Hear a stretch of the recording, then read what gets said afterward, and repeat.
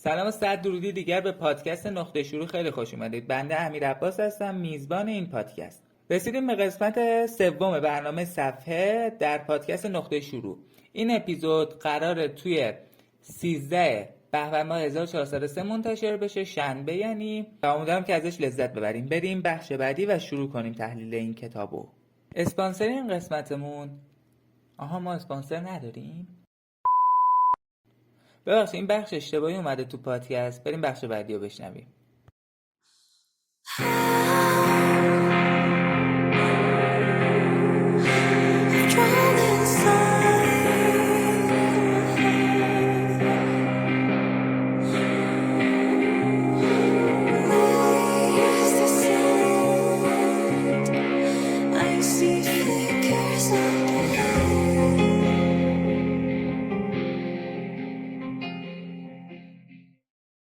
کتاب 48 قانون قدرت نوشته رابرت گرین یکی از معروفترین کتاب‌ها در زمینه استراتژی نفوذ و قدرته.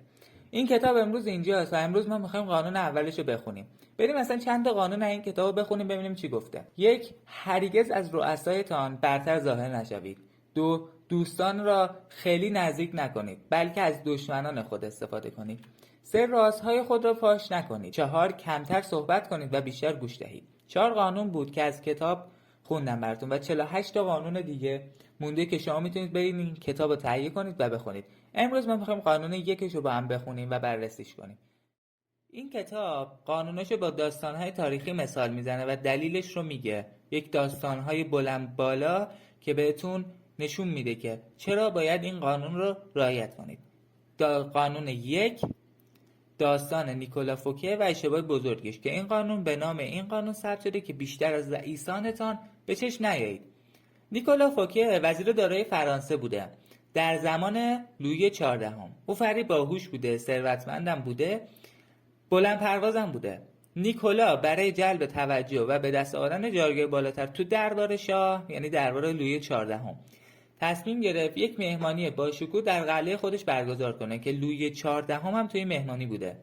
او برای مراسم بهترین هنرمندان، موسیقیدان و آشپزهای فرانسه استفاده کرده. حتی نمایشنامه اختصاصی از مولیر، نمایشنامه نویس معروف اون زمان بوده مولیر، اجرا میشه. این مهمانی چنان مجلل بود که حتی گفتم لویی 14 هم بود. اما نتیجه این کار برخلاف انتظار فوکه بود یا همون نیکولا. فوکه بعد از این ماجرا دستگیر میشه. چرا؟ اینجا باید بیایم عینک پادشاه رو بزنیم. لویی 14 کی بوده؟ فردی قدرت طلب، مغرور و حساس روچی به جایگاهش بود.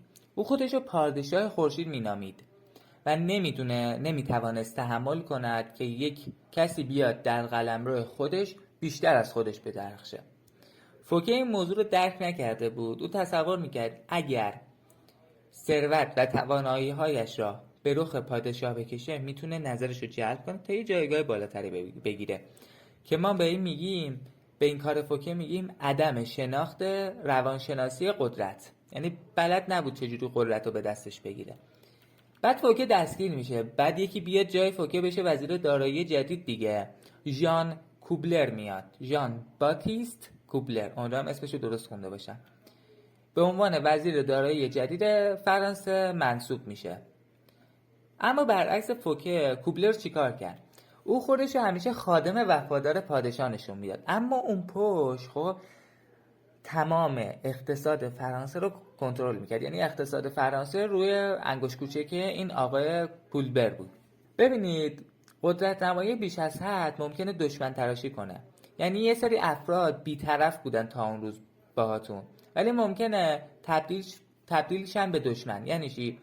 پادشاه تا اون روز فکر نمیکرد فوکه رو حذف کنه، اما بعد اون مهمانی فوکه رو تهدید در نظر گرفت و گفت این باید اخراج یا دستگیر شه.